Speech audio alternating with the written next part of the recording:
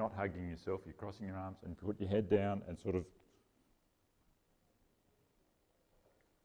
Now, how does that make you feel? Crap, yes? Anybody else? Anyone can trump crap. Okay, now I want you to stand up. And I want you to spread your arms and lean back. Now, how does that make you feel? Oh, no! Out!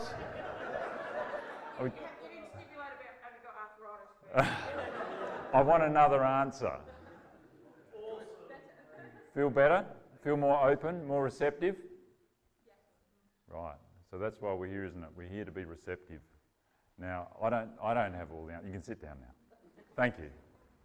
Might be the only time anyone stands up for me. But we're here not because I have all the answers or anyone has all the answers, but hopefully just to open your capacity to think about things a bit. We all have experiences. Some of us are compulsive at having lots of experiences, and that's how we learn. So I'm going to tell you about my journey today. So this is where I live. Down at the end of the peninsula, we're about a 750 mil rainfall, 1,000 feet above sea level, and our greatest limiting factor outside of my ability to think is sunlight. So we sit in the fog and cloud and drizzle for a lot of the year. We have about 900 hectares that we own or lease and 240 paddocks. They average about 5 hectares. And our business is growing food, and we do that with sheep and cattle. Now, we all have a journey, and that journey sets our perspective on things. And for me, growing up with depression introduced me to a lot of people who had a different view on life. So I didn't know it at the time, but as a very small boy, was suffering from depression and had 3 very major breakdowns up until my 40s, and about 8 different therapists that I used all their skills up to get me through that to where I am today. So I'm living proof that you can survive it. And mine was severe. At the worst time, I was in the fetal position, just rocking on the floor. So I know how bad it can get. But I was very, very fortunate that I had people who were prepared to spend the time to help me through that. So anyway, that opportunity of depression got me thinking about health and well-being and how what we do to ourselves by feeding ourselves physically, emotionally, spiritually, sets us up for who we are. And it was at that time that I became a food producer rather than a farmer.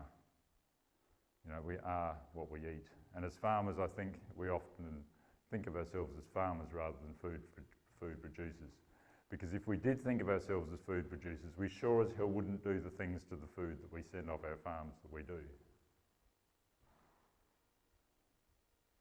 And the other, when I was preparing this talk a couple of weeks ago, I actually prepared something quite different. And if I was doing this again next week, it would be different again, because every day we learn something. Every day is an opportunity for us to grow and change, so we have a different perspective on things. So what I would tell you now is not what I will tell you next year or the year after. It's not what I believed last year. So don't ever pigeonhole yourself to be one thing. I think we renew all the cells in our bodies every 7 years. Something like that. I don't know what the exact figure is, but basically we're a new person every 7 years. So why do we try and be that same being? I digress.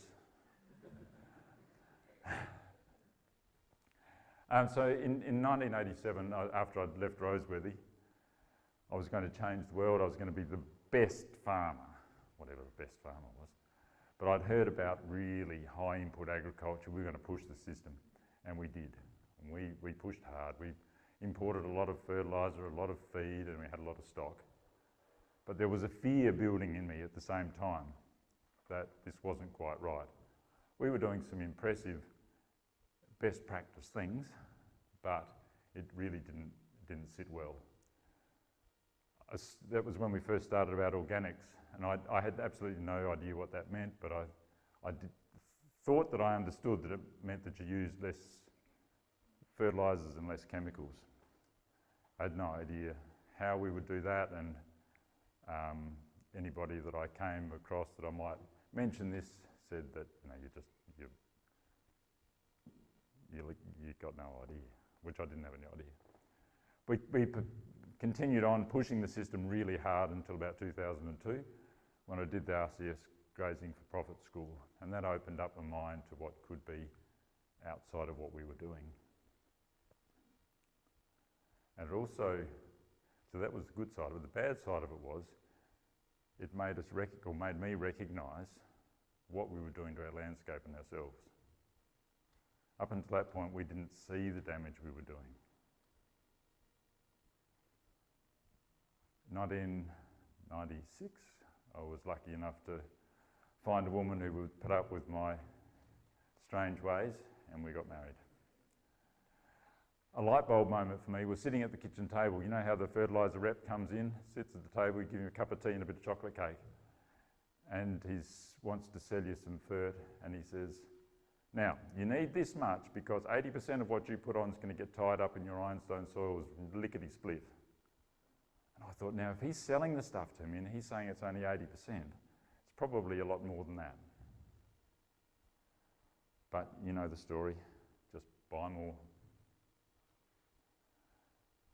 We plant windbreaks across the farm, and we'll plant 3 rows of native type plants, and on the outside rows we'll plant Tachycasti. Now Tachycasti is not prickly. Anybody who's grown windbreaks knows that you've always put the fence too close to the trees and the trees fall on them, or you've got to prune them. The animals will prune these for us, and if they don't, we can cut them off and chuck them over the fence, and they're not prickly like some of the other native things. So 2003, just after the Grazing for Profit School, I was severely depressed and decided that I needed to change things. I woke up one morning and my job was to spray thistles, and I absolutely hated spraying. And I made a commitment to myself that from that day on, we would do everything in our power, or everything in my power, to make sure that that wasn't something we would have to do forever.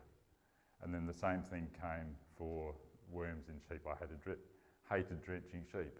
So everything that we did from then on was about changing the system so we didn't have to do that. I had a midlife crisis, and some people buy sports cars, some people change wives, I bought pigs.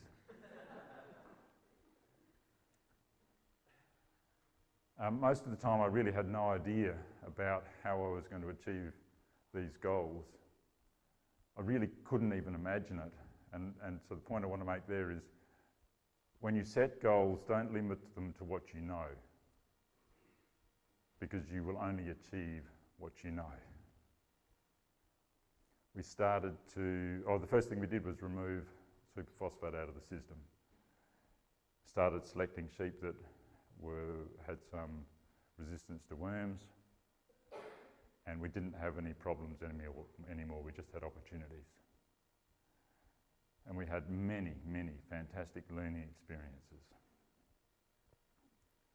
And we started to recognise that modern ag and modern life is continually fighting with nature. So our grazing management changed to optimising of grazing pressure. So sometimes that means we've got very, very high stocking rates. You know, we might have 300 cows and calves on 2 or 3 hectares for a very short time, because we're wanting to make some very severe change very quickly. So that's at one end of the system. Other times we will have some set stocking because we want to do something else. There is no recipe. It's just about change. There's no such thing as overgrazing, but there is underresting. That's a pretty important thing to remember too. So we're always considering things like parasite control, worms with our grazing. So we want to have the right rest periods. We want to be able to swap sheep grazing with cattle grazing so that we break these cycles. And we want to celebrate all the plants that are in the system. We don't have weeds, and we actually don't have weeds anymore. But all the plants that we do have tell us something about what's going on within the system. We try to learn the language of those plants, and we try to learn the language of the insects and the grubs and everything else that comes to spend time with us. I'd actually like the farm to be the Gold Coast for insects. But I want them to be in balance. I don't want some to be doing damage. And we focus on profit rather than production. We went through, in that early time, we were focused on production. It was all about how much you could produce, because that was best practice. But really it's about how much money you've got left at the end of the day when you're focusing on the economics. And I think that probably one of the biggest problems that we've had in our modern agriculture is the focus on economics. Instead of being food producers, instead of being custodians of our land, we've tried to become business people, and everything has been dictated to you by economics. And it's important, you know, that we've got bank managers on our back and all that sort of thing, but I'm not sure that it's done us as a species very much good. I have been very prepared to compromise animal performance for my system. So instead of running a system to maximise my animal performance, my animals have to be able to manage within my system. We celebrate diversity. One of the greatest, or the most constant inputs that we have into the system are some free choice minerals which we feed to the animals. And this is how we do it. So everything that we do on the farm we do with a two-wheel motorbike. So everything that we need to move around needs to be able to be moved by a two-wheel motorbike. So we've got eight containers in these little contraptions, each with a different mineral. And that in itself tells us a story of what the animals are eating at the time. Lovely to see this, but we don't often see it. But the poo doesn't last very long either.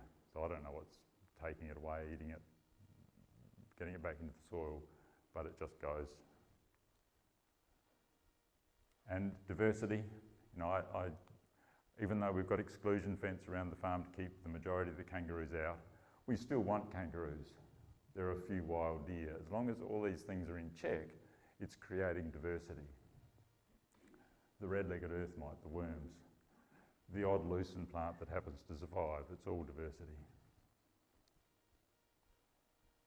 Modern agriculture destroys the link between nature and humans. We love neat and tidy. Don't you love to see that wheat crop that is just smicko, all the same level? There is no plant in there that's not a wheat plant. And our modern lifestyles destroy the link between us and nature. We have an obsession with being clean. So let's take notice of what nature's telling us, learn the language, and how will our decisions be viewed by those who come after us? And I'm not talking about tomorrow or next year, but in generations to come. And if you think a family can be on a farm for 10 generations, but as far as Mother Nature's concerned, it's nothing. Absolutely nothing. So what gives us the right to do anything but enhance that environment that we're in? Zach Bush says that if nature wanted to destroy humans, she would have done it a long time ago. And just bear that in mind. You know, there's a very powerful force of nature out there, and she keeps propping us up. I'll be buggered if I know why. My kids wanted to know how deep the excavator could dig. And they got to about 3 metres or 4 metres or something. But you can see what sort of soils we're dealing with. It's clay upon clay upon clay. And on top there's a little bit of sandy sort of stuff. So we don't have, our soils are not great. But when I left school, we were told that the roots would only come down to here. And we would see roots that would grow down and then go like this in the soil. See, we've got very high aluminium, very acidic soil, so the roots are not going to go down into it.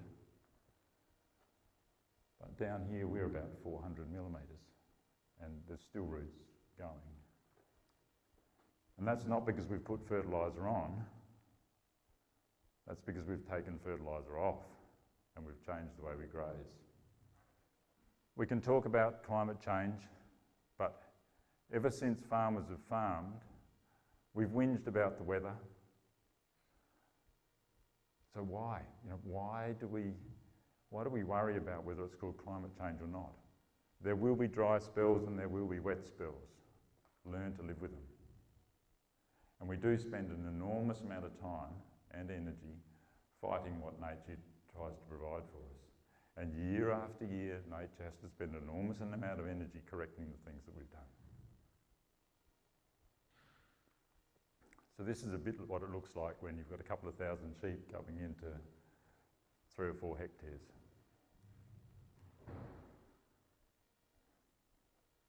So we're trying very hard to understand what it means to work with nature and not against it. And we try to change our attitude so that we're working for our animals, not them for us. I'm trying to enjoy the experience. And it's, we should be having fun. Life should be enjoyable. We should be thriving and not just surviving. It is a bit hard to describe the system that we operate, but we try to look for solutions and they've always got to come from within. We've got to stop looking outside of ourselves for the answers. We don't look for fertilisers to solve our problems or chemicals. We focus on the purpose of ruminants and what they can do for us. Ruminants are incredibly powerful tools. They're able to eat grass, something that we will die on if we try and survive on it, convert it into something that we can eat, but also heal the ground, given an opportunity. So we're looking to optimise grazing density, optimise rest and recovery. And we try to have the correct animal for the environment. Now, I'm not sure that we've got that right yet. No, I am sure that we have not got that right yet. But it's about having the right age of stock, the right type of stock, trying to achieve what is achievable from those stock. You imagine the pressure that our animals must feel from us, or our crops. We're always wanting more. We're inflicting our will, our pressure. The expectation, that's what I'm looking for. The expectation we put on our land and our livestock is just enormous. We try to manage for diversity. Now the multi-species thing has become a really hot topic in the regen world. It's going to solve all your problems. Well, I don't believe that. It's a tool. And it's a tool that we use if we're renovating a pasture. So we want to put as many different plants as we can into that new pasture to prime the soil for the plants that will then go on for the future. But I don't think in our system anyway, it's something we want to do every year. It's just too expensive. And we plan. We've got to try and plan in advance because I don't want to go to town to buy my solution in a drum. That's one of the multi-species pastures that we planted in about its second year. So I started with a dream that I didn't want to drench sheep or spray weeds. I had no idea how to achieve this, couldn't even imagine it. But we stopped using superphosphate and synthetic fertilisers. We started selecting the sheep for the system, and we started making the animals suit the system rather than the system suit the animals. We used a bit of mechanical weed control when we started because I didn't know what I could do with the animals. And that's a bit of an example where we had thistles that that doesn't really show you how thick they were, but you couldn't walk through them. They were thick and full, so we ran over that with a mulcher, and then we grazed that. Because you don't want to leave this litter on the ground. You've got to, in our environment, our system, we want to get that through an animal and then back onto the ground. So you leave here, what can you do? Go and see Nick, do an RCS course. Do a low stress stock handling school. You see Nick again. Bloody hell, Nick, you owe me. Learn about your animals. Do a KLR marketing school. Learn about how you can make money out of your system. Join Dick Richardson on his journey. And the thing that I do like about Dick is that every time you come across him, he's learned a bit more and he wants to teach you a bit more. He's not teaching you the same thing that he was a year ago. Do anything that stretches your comfort zone. And don't do anything if you don't go into it with an open mind.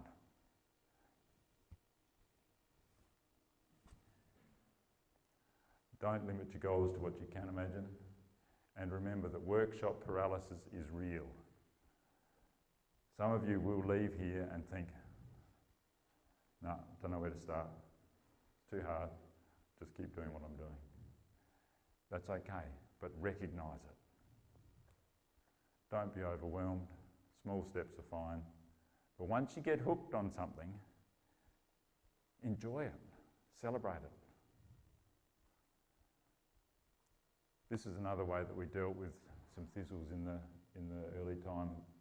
We had a small round roller and I welded some droppers onto it. No, I didn't, my son did. And then we just crimp rolled them.